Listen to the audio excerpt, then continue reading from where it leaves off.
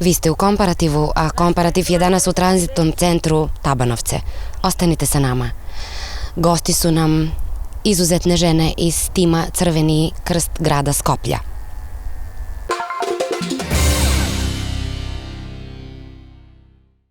Pravilnik za školske ekskurzije uskoro se menja. Ovako postavljena rečenica predstavlja tvrdnju. A kada kažemo očekivanja u sektoru za obrazovanje su da će biti promenjen pravilnik za školske ekskurzije, onda je to samo to, jedno više očekivanje u našem životu. Roditelji i učenici imaju poplake. Žale se da se favorizuje samo jedna turistička agencija, te se tako i stvorio monopol na tržištu. Ovo je pitanje pokrenuo savjetnik Blagojče Jaćimović kao eho roditeljskog saveta bilo koje škole u gradu. Došli smo do saznanja da na dvodnevnoj ekskurziji jedan puni pansion i jedan ručak koštaju negde oko 2700 denara u toj agenciji. I sami roditelji u anketi su se izjasnili da nisu zadovoljni. Od njih 15, čak 8 je dalo jedinicu kao ocenu, a 80 dece je reklo da nisu zadovoljni smeštajem i hranom uopšte. Ovo je problem koji se provlači 10 zadnjih godina u Kumanovu i roditelji su zabrinuti. Mi znamo da ste vi upoznati sa situacijom, ali ne možemo dozvoliti da jedna turistička agencija hara u našem gradu.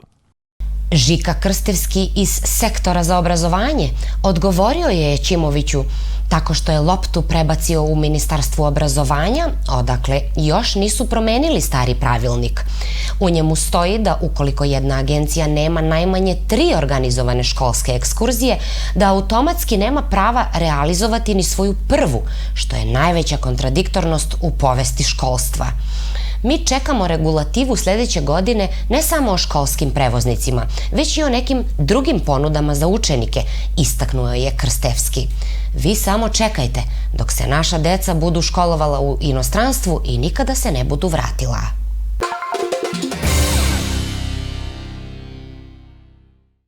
Kad dođe oktobar i kiše padaju, tada naš mali grad živi u duhu Međunarodnog pozorišnog festivala Dani komedije. Festival je ove godine otvorila predstava Stranci dramskog pozorišta iz Skoplja, pametno režirana po odličnom tekstu i mizanscenski precizna. Ljubitelji pozorišta, komedije i posebno ovog festivala, za kojeg je svake godine ogroman interes, nisu propustili priliku da komentarišu demode svadbarsku haljinu voditeljice koja drži fasciklu, stand-up nastup glumice Vesne Petruševske koji nije bio baciti vas sa stola, čak je bilo i istih fora sa prethodnih njenih nastupa ovde, ali su zato plesači iz Magdensa oduševili pre svega sa kakvim poštovanjem pristupaju prema publici. Na ovogodišnjem festivalu Ilija Strumenikovski je očekivano dobio nagradu za dugogodišnji umetnički rad.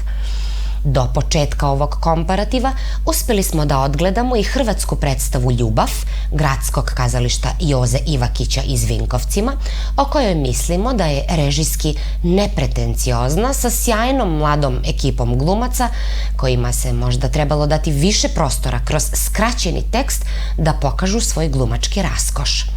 Nekadašnji ministar kulture Ala Đozovski činio se zadovoljnim na samom početku festivala, a u nastavku, osim njegove, čućemo i izjave Vladimira Andrića i Mateje Marušić.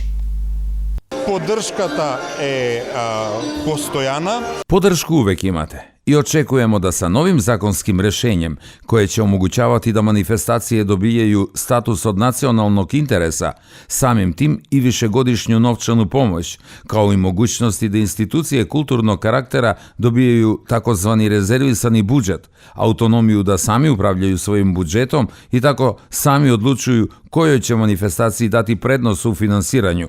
Dolaze bolji dani ovog festivala. To je i razvoj kulture.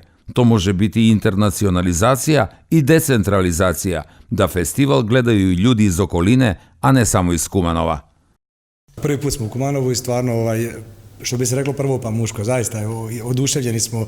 Mislim da službeno nikad nismo imali bolju publiku i brojniju publiku na ovakvoj predstavi. Igramo već jako dugo to i uigrani smo, ali ovakva publika stvarno nas je nosila i onda smo mi dali sve od sebe i ispalo je stvarno jedno prekrasno teatarsko iskustvo. za prvi put u Kumanovu, mislim da je ovo uspomena koju ću i ja i moji kolege do kraja života nositi u srcu. Komedija je u stvari Šezgal je napisao, to je jedna parodija na ljubav, na odnose muškarca i žene, to je jedna neiscrpna tema, ali on je to još dodao neke svoje nijanse i mi smo to, ja se nadam, uspjeli iznijeti na scenu. Mislim, ovo je neopisivo iskustvo, stvarno mi zaista nikada nismo uopće ni dramsku, ni nekakvu komediju tipa ovoga igrali pred tolikom publikom, mislim to kad smo čuli da ima preko 650 mjesta, tako nešto, to je bilo stvarno ono, ćemo mi glasovno uopće dobaciti do toga, jer nismo tako stvarali predstavu i onda kada smo samo došli, toliko je odgojena, toliko pitoma publika i mi smo se ugodno iznenadili i samo nas je ponijelo i nosilo, mislim da to potvrđuju reakcije, ali i nekako naš neki žar igre i eto, jako smo, pogotovo ja kao mlada glumica sam stvarno zahvalna na ovom iskustvu.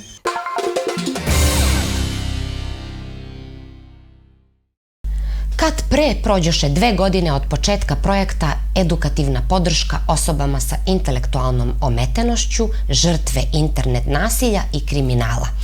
Projekat je, podsjećamo, trajao 2 godine. Realizovala ga je Poraka naša, a finansiran je iz Erasmus Plus program K2 ključna akcija Strateško partnerstvo. Bio je ovo još jedan u nizu projekta u saradnji sa nevladinim udruženjima iz Poljske, Češke, Portugala i Belgije. Sprovedeni nekoliko sredbi. Implementacija projekta je počela sa nekoliko susreta zbog utvrđivanja kontinuiteta, pa smo imali jednu obuku u Portugalu, mi kao tim Poraka naša i učesnici iz škola, gde je cilj bio izvući sve moguće varijante sa kojima se naši štićenici mogu zloupotrebiti, jer fakat deo njih koristi sajber komunikaciju svakodnevno.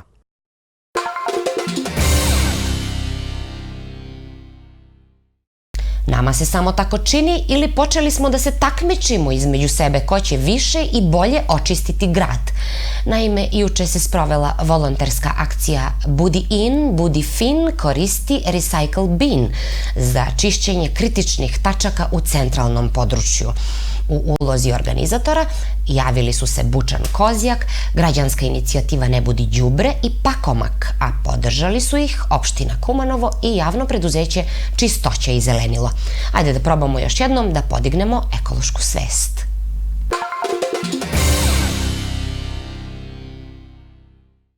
Opština preuzima mere za čistiji vazduh, ali potreban joj je duži vremenski period za vidljive rezultate. Naš je gradonačelnik ovako odgovorio na sednici na kojoj su se postavljala savjetnička pitanja. Ove godine smo doneli program i razgovarali smo o tome kako da umanjimo zagađenost u gradu. Gasovod i gasifikacije u gradskoj bolnici bili su obećani. S tim u vezi moje je pitanje šta ste do sada preuzeli ako znamo svi da nam predstoji zimski period sa grejnom sezonom, pa šta ćemo s tim? Naravno da nastavljamo sa kratkoročnim merama, ali ipak dugoročni plan obuhvaća više načina delovanja, naročito zimi, zbog neadekvatnih sirovina za grejanje. Znači, postupak za gasifikaciju treba nastaviti. U stvari, po prvi put imamo izrađeni plan za primarnu i sekundarnu gasifikacionu mrežu i u saglasnosti sa financijama pristupit ćemo gasifikaciji, prema tome i gasifikaciji gradske bolnice.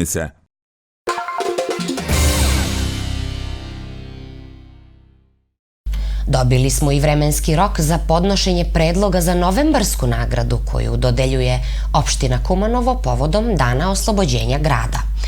Obrazložite svoje predloge u pismenoj formi i dostavite do Komisije za obeležavanje praznika i manifestacija i dodeljivanje nagrada i priznanja, najkasnije do 31. oktobra ove godine. Detalje objašnjava Milkovski Sašo, predsjednik ove komisije. Според одлуката, ноемвриската награда... Prema odluci, nagrada se dodeljuje pojedincima, preduzećima, ustanovama, udruženjima i svima koji su ostavili posebni beleg u proteklom jednogodišnjem periodu. Autor dela treba biti iz Kumanova, preduzeća također iz opštine Kumanovo, a njihova dela tematski da dotiču naš grad. Interes građana već postoji. Pitaju nas kakva je dokumentacija potrebna za konkurs. Mi smo zadovoljni odzivom, a koristim i ovu priliku da podsjetim na naš divni jubilej 500 godina Kumanova, za još bolje i kvalitetnije predloge i njihovo navremeno dostavljanje komisiji.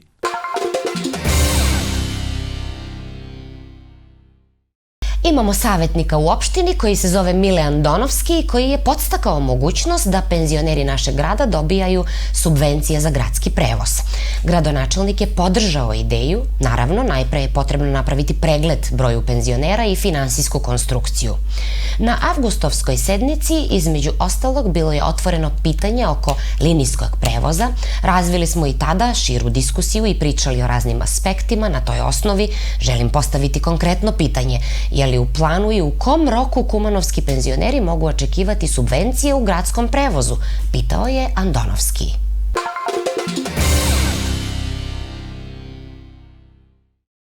Francuska i Italija predlažu novi sistem za automatsku redistribuciju migranata kroz Evropu i kritikuju Evropsku uniju što nije pokazala dovoljno solidarnosti za krizu koja može svakoga časa eskalirati.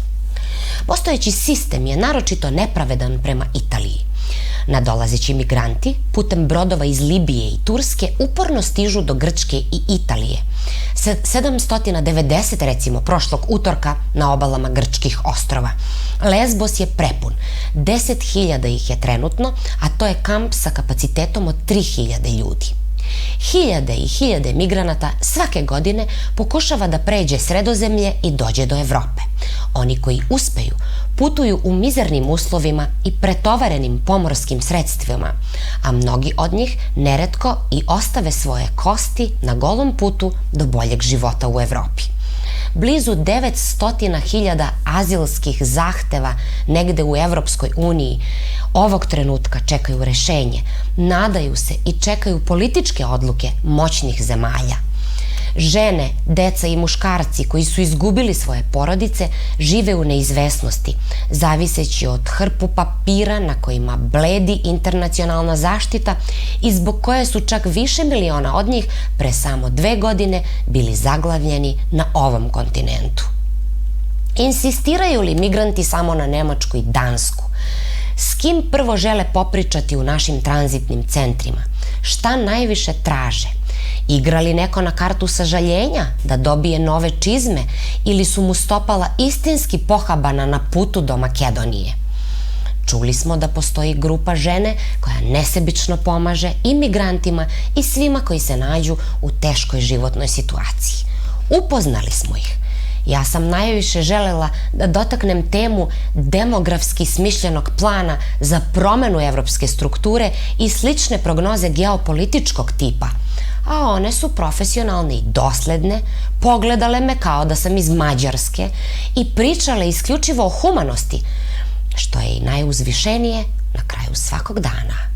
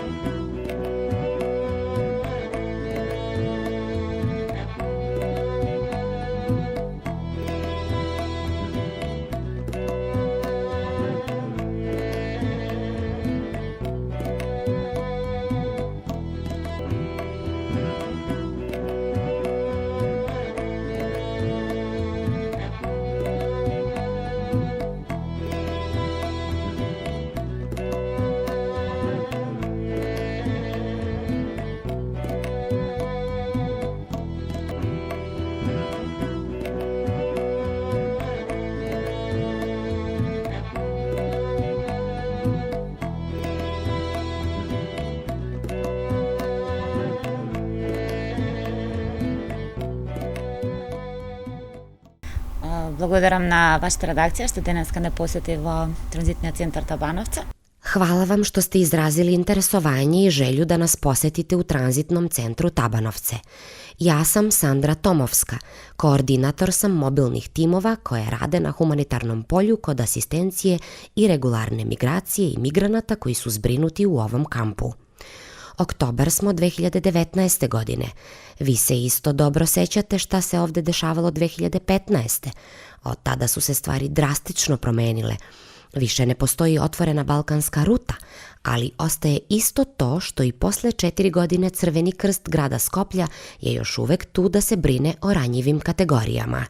Tada smo imali 10.000 ljudi, sada na mesečnom nivou dođe i do 500 čoveka u kampu. Briga je ista.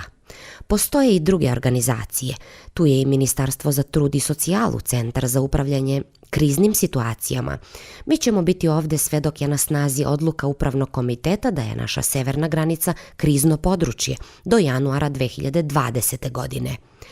Ako uradimo ozbiljniju paralelu u razdoblju od 2015. do danas kada je reč o humanitarnoj asistenciji i otvorenoj ruti, mislim da se naša država i naša organizacija dosta dobro izborila sa naplivom migranata koji su prošli kroz našu zemlju.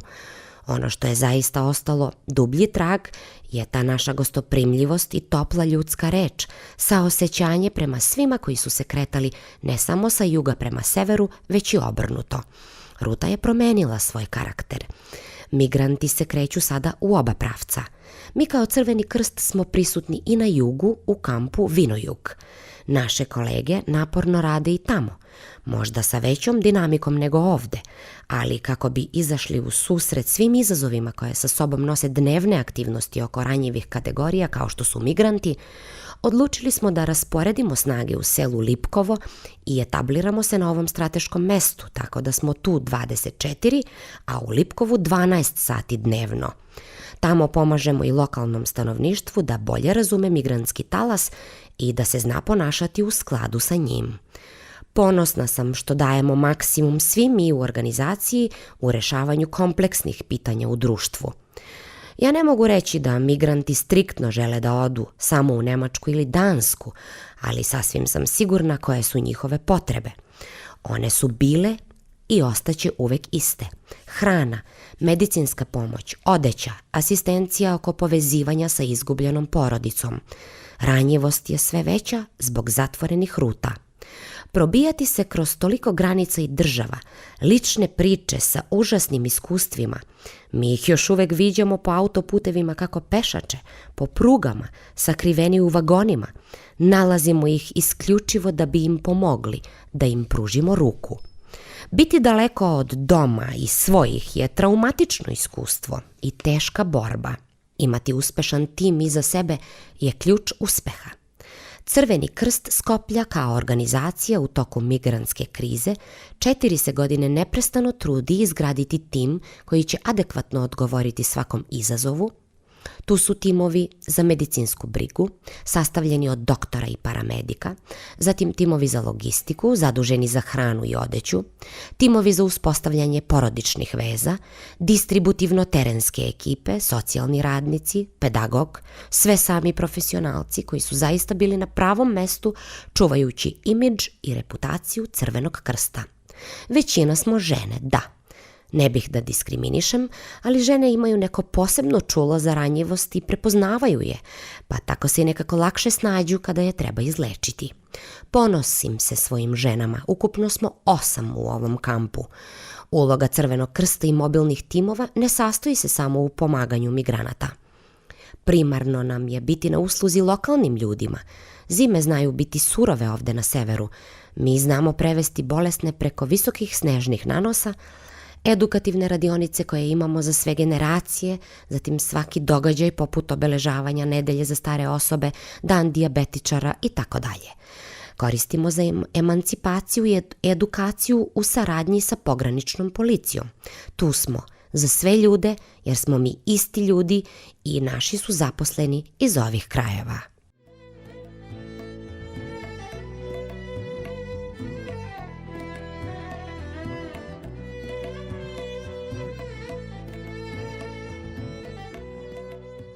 Prvim da se predstavim, ja sam dr. Natalija Stojčevska. Ja sam doktor Natalija Stojčevska, radim u tranzitnom centru Tabanovce. Moja je uloga kao lekar uloga koja oplemenjuje iskustvom koje ne bih mogla steći na početku svoje karijere na drugom radnom mestu. Humanista sam naravno. Realno, kada vidite ljude koje su različite nacionalnosti od vaše, u ovom je poslu totalno nebitno. Oni su emotivno slomljeni i imaju duševnu patnju. Kada se prebrodi prvi šok, onda dolaze fizičke povrede. Na teškom putu do nas ili dobijene u tučnjavi kada izbije svađa u njihovim redovima, bolovi u muskulima, kožna oboljenja.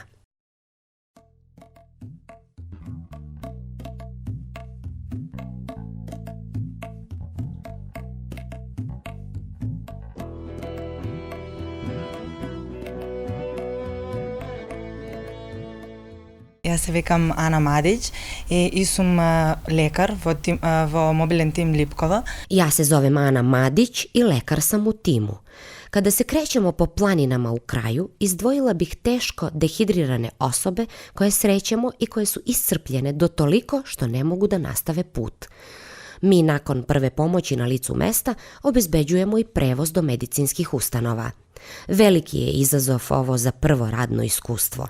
Ponosna sam što kad odem kući na kraju dana, razmišljam o tome koga sam sve podigla na noge tog dana i ko mi je uputio nezaboravni izraz zahvalnosti. Kažu da lekari posle nekoliko godina izgube taj silni osjećaj saosećanja sa svima i lično doživljavanje svačijih problema i sudbina. Međutim, još je rano za mene, nova sam u timu, tako da se isplačem još uvek nad nečijim životom. Mi pomažemo i ovde u selu, pa merimo i krvni pritisak policajcima. Drago mi je što se susrećem sa bolestima i stanjima o kojima smo čitali samo na fakultetu, tako se stvara iskustvo na terenu, a ono je neprocenjivo.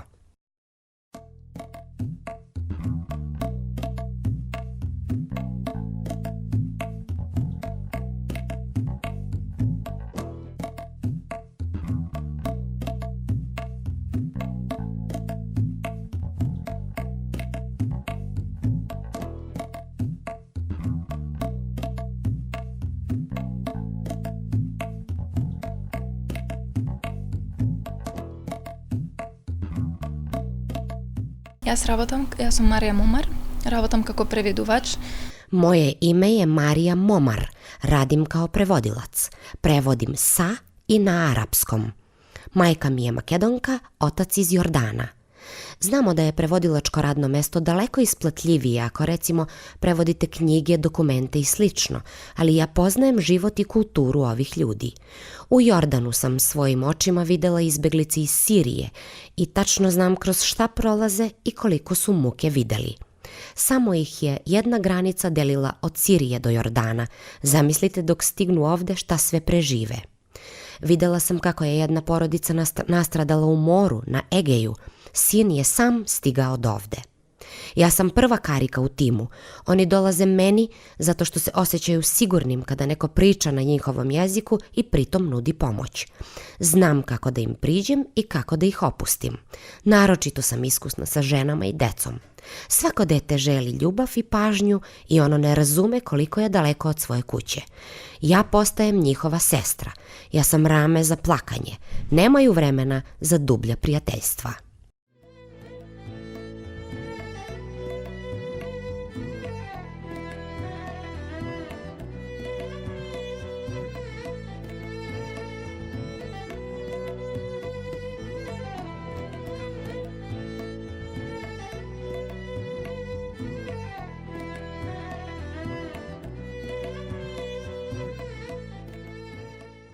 Ja sam Katarina Tomić, rabotam u sektoru na logistika.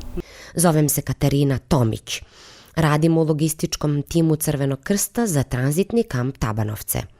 Volim humani aspekt ovog posla. Tu sam da se obezbedi hrana i voda pre svega, topli obrok, odeća, higijenski paketi, ćebad, posteljine i sve što je potrebno da se osjećaju bar malo sigurni. Za decu mleka mora biti, pelene takođe. Za hronično bolesne, posebni obroci prema njihovoj dijeti. Ništa mi nije teško kad ih vidim nasmejane.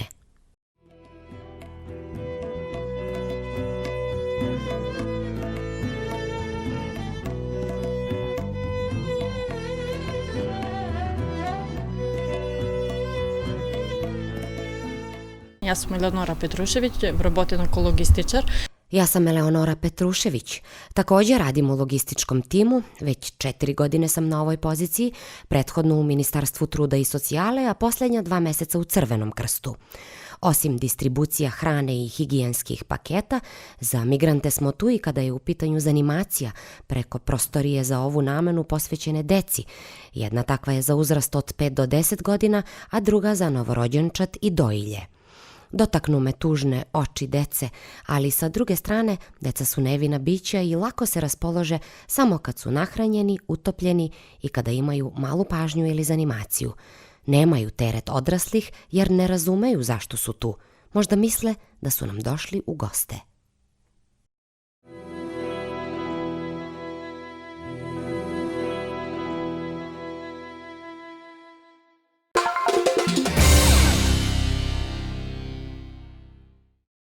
Gledali ste Komparativ u jednom potpuno neobičnom izdanju. Vidimo se za 7 dana. Prijatno.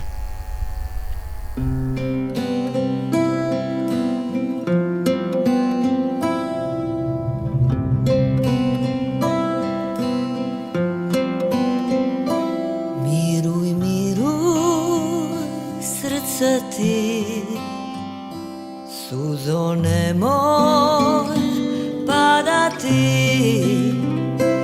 Palo inje po nama, vjetri hladni s Dunava.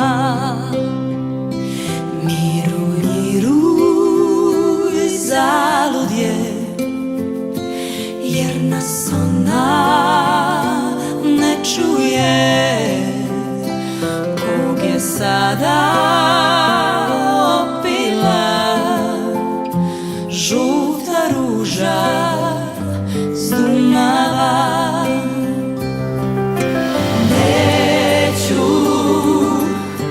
Neću zoru prespavati, neću dragu prežaliti, neću, samo da još jednom čujem ja tamburaše Dunava.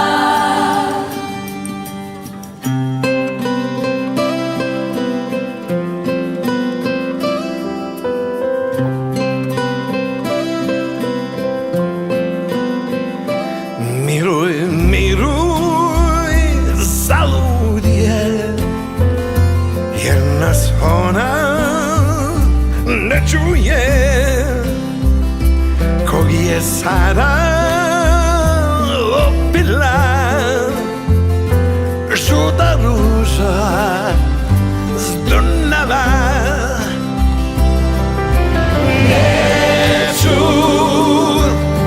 Neću zoru prespavati,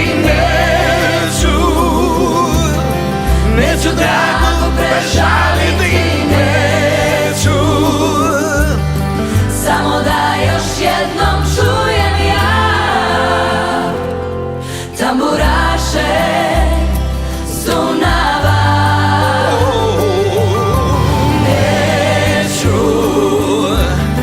Neću zoru prespavati,